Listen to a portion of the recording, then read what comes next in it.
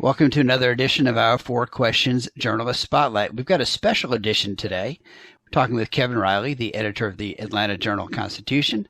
Good afternoon, Kevin. Good to see you, Mitch. Good to be with you, I guess, even if it's just virtually. Yeah. No, it's been a while since we've physically seen each other in person. So at least there's this, right? Right. And, Yeah. and hopefully more down the road, a couple of months. So I saw the news the other day about your new branding, and kind of first, the open-ended question. Tell me about this new branding and what it is and why it is. Yeah. So, it's something that we've been working on for a long time, really. I would say, and I even think it gets beyond for at least for me personally the traditional view of branding, right?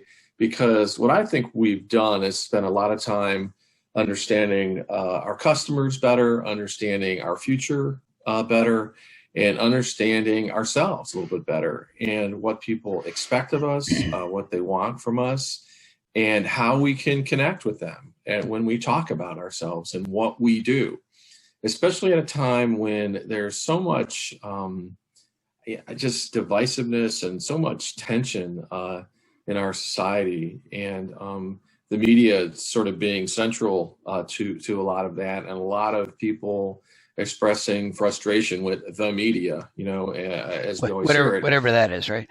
Right. And so for us, it was important that people in Atlanta and Georgia understand who we are, what we're trying to do, and in my view, not lump us in with their larger complaints about media, in particular what some national or highly partisan media might do or the way they behave.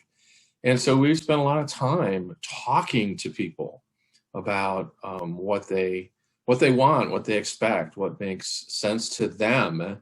And we're really proud of it. We think the idea of press on is really a rallying cry for us, because that's what we do, and a lot of people in the local media are doing through the pandemic, through lots of huge stories, through demands and all kinds of different pressures, certainly for the newspaper industry, intense financial pressure. And what do? Well, we come in each morning or get to our computers at home now, and we get to work. And it may not be perfect, and we might have a lot of obstacles thrown in our way. We might make some important high-ranking people in our community and state angry, but we press on. We keep doing it, and we keep trying to make sure that Georgians and Atlantans can be well informed. So it's a very inspiring way to think about what we do, and I think it really gets us back to the most basic work journalists want to do. I would say if you're not making someone angry on a fairly regular basis, then your folks aren't doing their jobs, right? Right. Well, that's how I've always felt.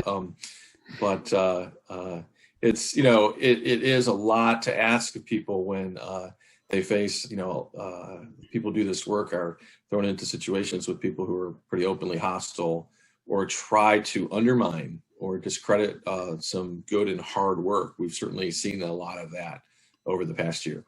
Yeah. So what are we seeing in the new branding? So you talked about press on, so that's kind of the phrasing that you're using, but you've got a different masthead style too. So talk about that a little bit. Yeah. So I'll tell you a couple of things about that I think are important, and I think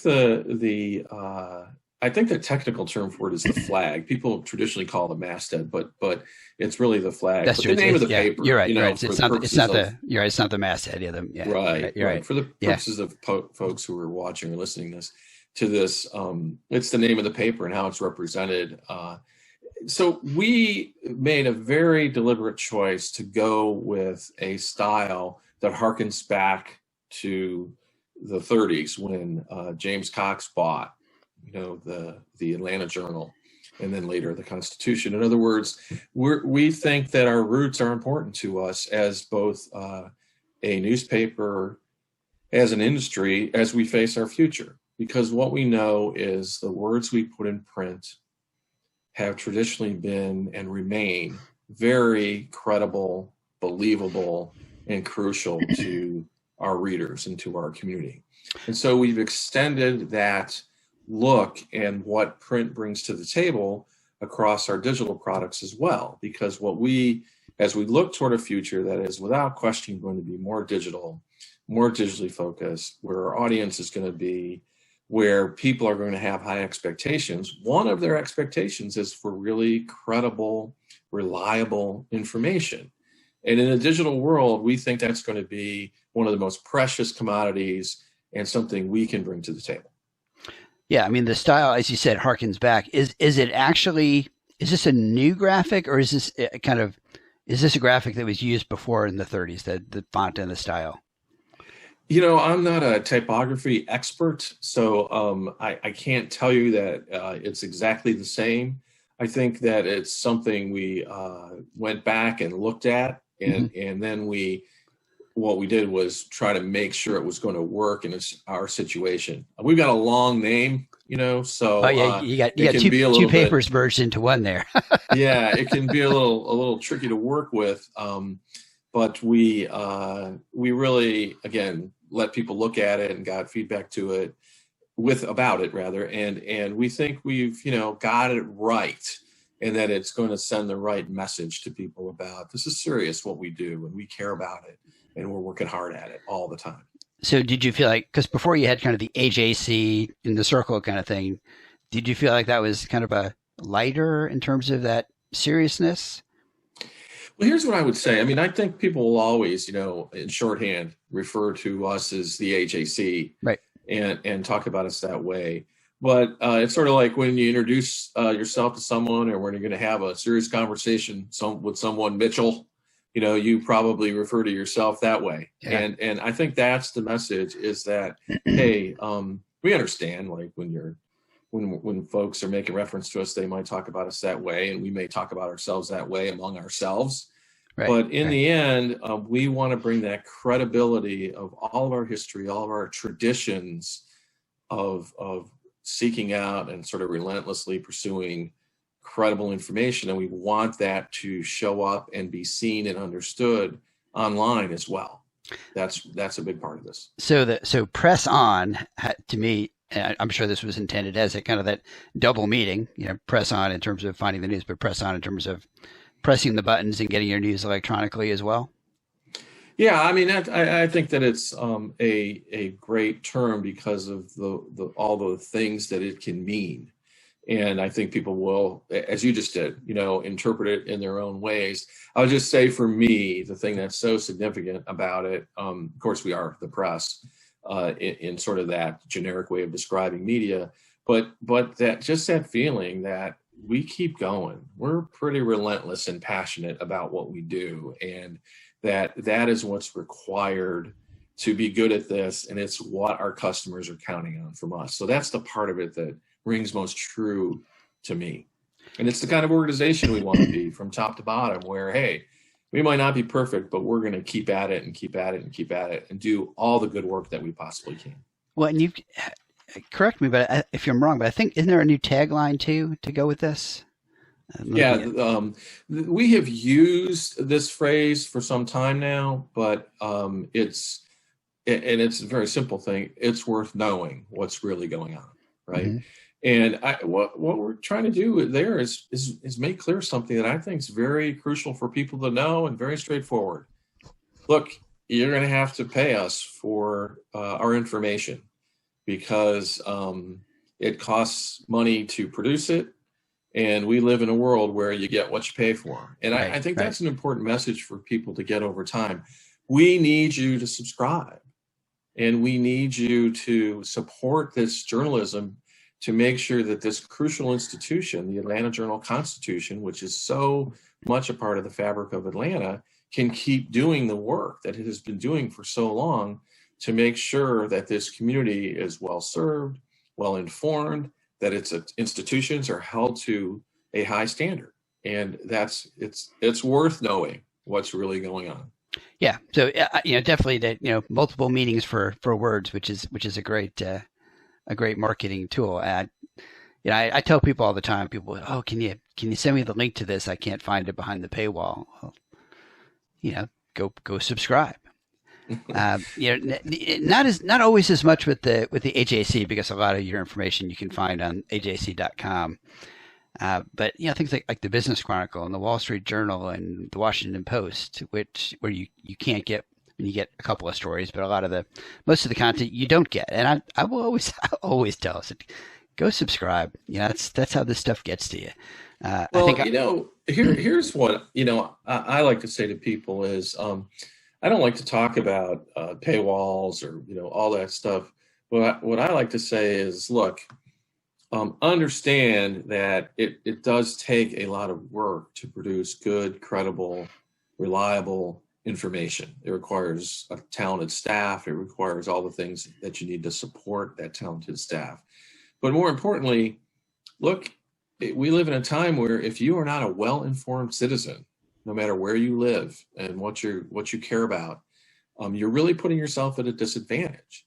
And support this institution. Help us do these things. Help us, join us as we make Atlanta a better place. That's really the way I want people to think about us, that we are vital to this community, and we want to make sure that we can keep doing this work. Right, and credible sources too. I mean, I tell folks all the time, I say, they'll ask me what I'm watching. I said, well, I watched about 5 different TV stations today and listened to 4 radio stations and read 2 or 3 papers. And they said, well, why are you reading so many? It's, well, you get a different perspective on the news, and I will intentionally watch TV networks that I really don't like because I want to see what they're saying. And just because someone says, "Oh, this network is horrible," it's very few of them are 100% horrible. There are some that are 90% horrible, but I like to have that variety.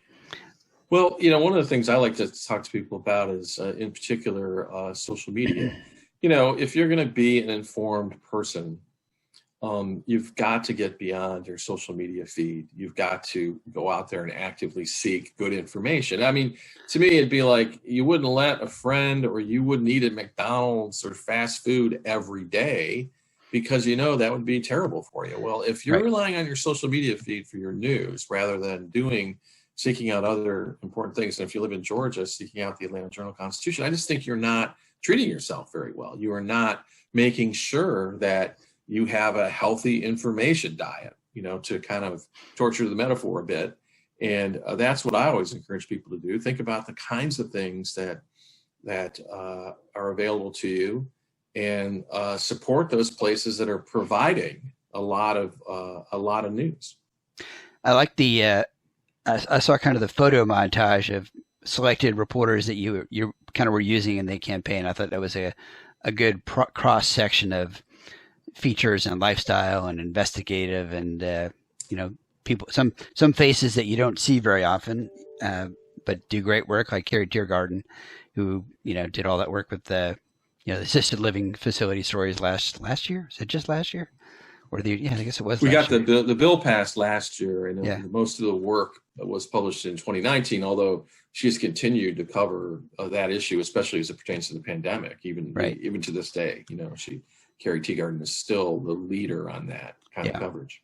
So, are there some new things you have planned? Any kind of tweaks to sections or new features that you want to tease a little bit? Yeah, well, let me come back to that quickly, but let's talk about the journalists and why we did what we did. Sure.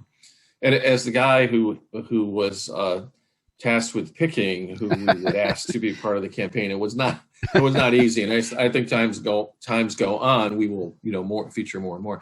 But what's important about that to me is that I want people in Atlanta and Georgia to know that there are real people behind what we do. And they live here, and their kids go to school here, and they go to church here, and they may even live in your neighborhood. And they are so passionate, and they care so much about what they do. They are so driven to do this work. It's an absolute calling to them. And again, I think that is important, because when people talk about the media, I want them to know that, well, when it comes to the Atlanta Journal-Constitution, these are the people who are out there trying to find out the things you want to know. Right. And so that is a big part of what we're doing. Yeah. Now, to your question about, new things. Here's what I would say. You asked about sections and features. What I would say is that, of course, we'll always be tending to that printed newspaper, but our future is digital. More and more, what you're going to see from us is big improvements in the digital products that we give people, better and better opportunities to have a great user experience based on what you'd like to know, what your interests are, how you like to consume your news. We're going to go out and meet you where you are. Those are the things that you will start seeing from us, because we have got to build that digital future. We have got to engage with that audience that expects that sort of delivery of news and information. And that's going to be our big priority going forward. Okay. Yeah, I was trying to think as we were talking. I think I'm in what year are we next? Year 33 of my AJC subscription. But you must have got it like in kindergarten or something there. Yeah. But I think I'm trying to think. I haven't had a print edition delivered to my doorstep in a few years. I kind of went from 7 days a week to 3 days a week, and then when you guys started doing the kind of the digital edition and the print edition, I went to that, and so now every day I get the alert on my phone and I read the digital edition. I look at the physical edition of the paper on my phone, as opposed to kind of looking at the web edition. I don't know. It's just kind of the way I like the layout. And I can see the headlines. I can see the stories. I can kind of flash through the sections I like and see it all that way. But that has become the way I read the paper. And sometimes I do it on the Kindle, and sometimes I do it on the phone. More often on the phone, it seems, for some reason. Well, you're not unusual at all, in the sense that people have all different ways that they want to get to our information, get to our content. And some people are like you, where they kind of want to know, all right, I've been through let's call it a curated product that, fills me in here as I begin my day. And other people kind of want to follow the news on our app through the day. Other people really rely on our emails, that come, depending on their interests, come in the morning, afternoon, evening. Right. And that's the idea, is to make sure we're there where people want us, and that the experience with using our products is powerful and easy, and as well as informative, because that's the expectation people have, and that's what we're going to be working very, very hard to do. I know you guys have done, the paper has really done a lot to add to kind of what you're calling the hyperlocal team. Is that, and I've seen some kind of movement on that in the last month or two, people kind of switching around here and there. Is that team going to continue to grow a little bit, or is it kind of where you want it right now? Well, I mean, we know that our bread is buttered by covering really local stuff, especially in Metro Atlanta, and then covering the state government, covering sports, doing watchdog journalism. So I think we're committed to that sort of relentless monitoring of the the local community, in particular government or institutions that people depend on. So again, going forward digitally, how some of the ways we'll do that, and the way we can sort of provide people with information that is uniquely about where they live, I think we'll continue to grow our capabilities there. You've been there, how many years have you been in charge there? A little over 10. 10 years, okay. A little over 10. So 10 years is a long time in terms of where the media has come in 10 years, right? In terms of digital and social media and all that. But in terms of what your readers are asking for, both across all your platforms, have you seen kind of a flow in terms of they want more investigative, they want more local, they want more sports? Where's the flow bit in terms of what the readers are really looking for?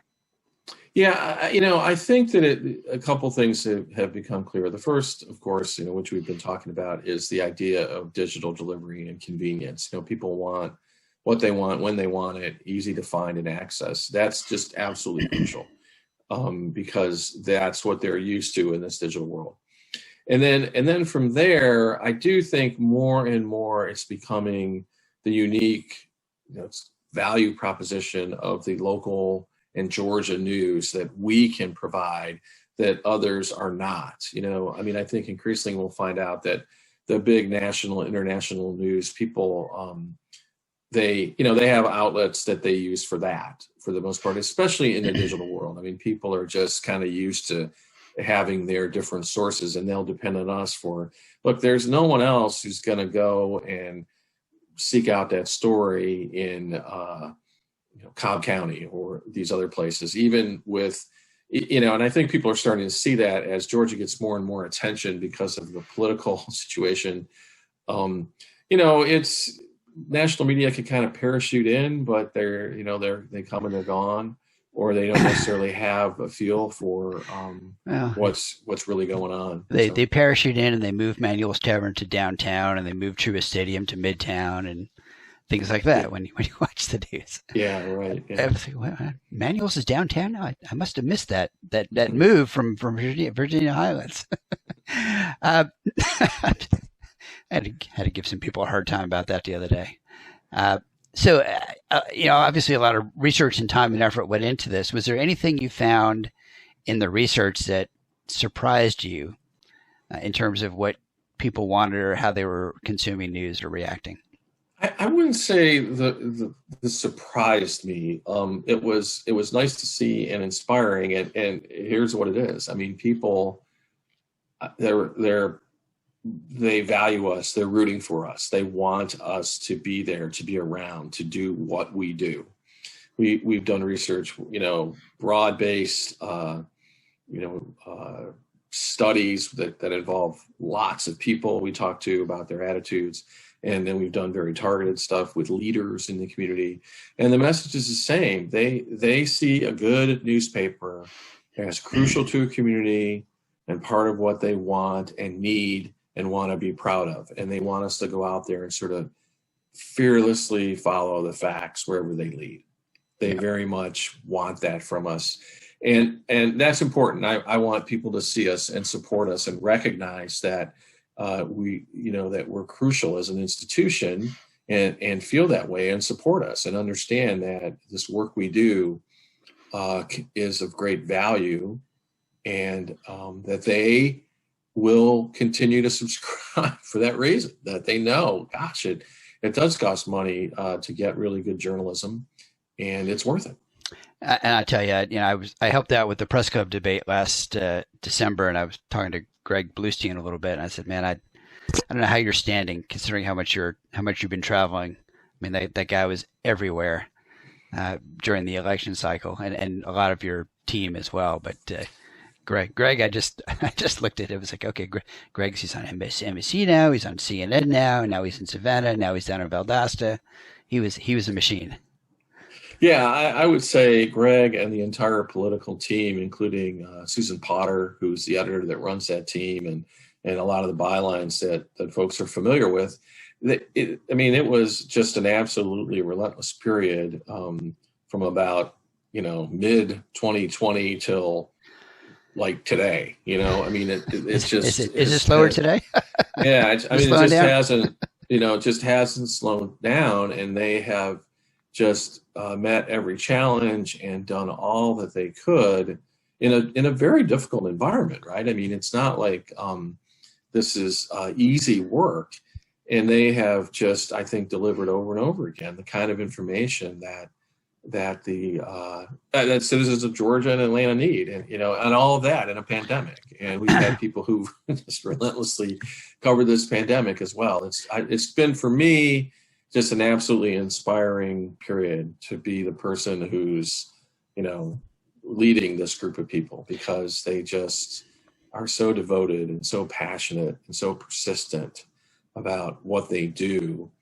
And so they don't really work for me, really. They work for the public, is the way that we see it. And they just, are so devoted to that, and it's a inspiring and precious thing to see. It really is. I'm going to get grief from Tia Mitchell and Tamar and everyone else whose name I didn't mention, but that's okay. Next time. No, and I know what it was like for me to try to pick the folks we featured in the campaign. It's like it was like I think being a manager of like the Major League All-Star team. There's like so many great people. How do you even choose? So I think over time, again, we will add people, and it's kind of funny because I think some people, print people who grew up in that print journalist tradition tend to be kind of low key. They're not always interested in being in the spotlight. They love to let their work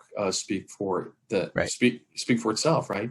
And so, but they have done a great job, talking to our customers, our readers, our online users about why they do what they do. And I've just been very proud of them because they want people to know that they're up this morning and they're working like crazy to get something done. Yeah. I mean, you mentioned Tia. Tia was in the Capitol on January 6th. I mean, she was in there. We're trying to make sure she's okay, and she's busy like working.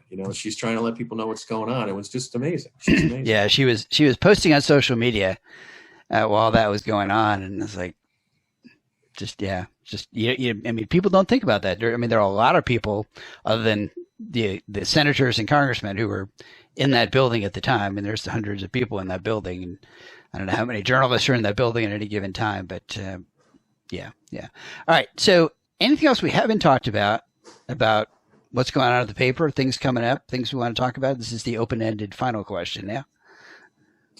No, I mean, I think you've covered, what I think people will be most interested in. And we are looking forward to, a day when this pandemic is over and things are back to normal, but normal seems a long way off and may never be what we expected. So right.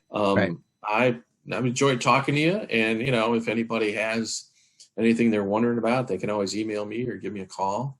And I appreciate you taking some time to ask about all this and giving me a chance to tell you about it. No, good. I appreciate your time. Thank you, Kevin. I appreciate it. You. All right. We've been talking with Kevin Riley, editor of the Atlanta Journal-Constitution. The Atlanta Journal-Constitution. Some papers have the "the" and some don't, but we got the "the" there. The Atlanta Journal-Constitution. Thanks, everybody, for being with us, and tune in next week for another edition of our 4 Questions Journalist Spotlight.